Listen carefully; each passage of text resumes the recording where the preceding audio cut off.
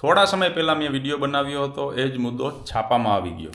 તો આમાં લખેલું જ છે કે 19 કરોડના ટ્રાન્ઝેક્શન જે ઓનલાઈન ગેમિંગ છે એ સાયબર ફ્રોડના નાણાં એમાં સાઠગાંઠ ઝડપાણી. તો તમને ટૂંકમાં સમજાવી દઉં કે થોડા સમય પહેલાં મેં એક વિડીયો બનાવ્યો હતો કે જે લોકો ઓનલાઈન ગેમ રમે છે, જે છોકરાઓ જે પહેલાં ઇન્સ્ટાગ્રામની અંદર રીલમાં કહેતા હોય ને કે મારી બાયોમાં લિંક છે, ત્યાંથી તમે ટેલિગ્રામની ચેનલમાં આવો અને ત્યાંથી પછી તમે મૂંડાઓ એટલે કે મરો એટલે કે હલવાઓ ઓનલાઈન ગેમ રમીને, અને હજારો યુવાનો એમાં સલવાયા. હવે એમાં અત્યારે તમે જો કે સાયબર સેલ દ્વારા કેટલા બધા એકાઉન્ટો ફ્રીઝ કરવામાં આવ્યા હતા. એનું કારણ શું હતું? જે ઓનલાઈન ગેમિંગ રમે ને એને એમ થાય કે અમે જે પૈસા એમાં નાખ્યા છે અને પાછા લીધા એ આપણે જીત્યા છે એ વિડ્રોલ કર્યા, અથવા તો આપણે જે એમાં નાખ્યા હતા એ વિડ્રોલ કર્યા. પણ એવું નથી. આ લોકોએ શું કર્યું કે સાયબર ફ્રોડ, આમાં જે મુદ્દો છે એ સમજાવું કે એ લોકોએ ઓનલાઈન ગેમની અંદર જે પૈસા લેતા ને એ પૈસા સાયબર ફ્રોડના આ લોકોના ખાતામાં નાખી દીધા. એટલે કે જે રમવાવાળા પાસેથી નાણાં લીધા એ વ્હાઇટના નાણાં વિદેશની અંદર એક જે મોટું કૌભાંડ હાલે છે આ વૈશ્વિક લેવલે, કે ભારતની અંદર આવી ગેમ્સ રમાડી અને અહીંથી જે ચોખ્ખા રૂપિયા છે એને વિદેશમાં ટ્રાન્સફર કરી દેવાના, અને એ લોકો ગેમ રેમાં રાખે એના માટે એને જે પૈસા પાછા આપવા પડે ને એ જે ફ્રોડ કરવાવાળા છે ને એની સાથે ટાઈઅપ છે. એટલે કે ફ્રોડના પૈસા એ રમવાવાળાને આપી દે.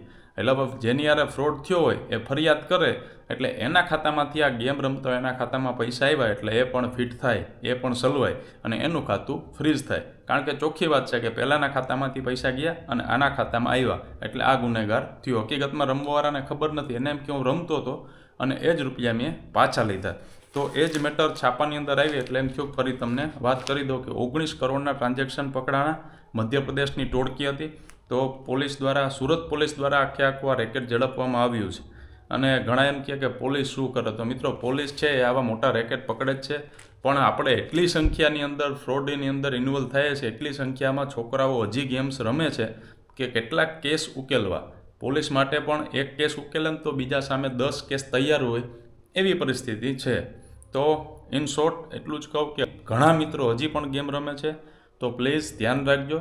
તમારા ખાતામાં જે પૈસા આવે છે એ ગેમમાંથી નથી આવતા, એ સાયબર ફ્રોડના આવે છે. અને હજી ઘણા બધા ઇન્ફ્લુએન્સરો હું જોતો હોય કે એ લોકો અત્યારે હવે નવો કાયદો આવ્યો એટલે ડાયરેક્ટ પ્રમોશન નથી કરી શકતા, એટલે એ શું કરે કે કોઈને કોઈ વસ્તુની લાલચ આપે કે હું તમને આઈફોન આપીશ કે એટલા રૂપિયા આપીશ, તમારે ખાલી મારી ટેલિગ્રામની લિંકમાં જોઈન થઈ જવાનું. હવે આપણે એ પ્રચાર કરે એના વિશે પણ આપણે કશું કહેવા નથી માગતા, એ એનો પ્રશ્ન છે.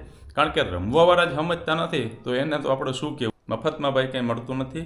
ગેમ રમાડવાવાળા છે એ પૈસા ચોક્કસ કમાય છે અને રમવાવાળા છે એ સલવાય છે. હવે તમારે સલવાવું કે સાવચેત રહેવું એ તમારા ઉપર છે.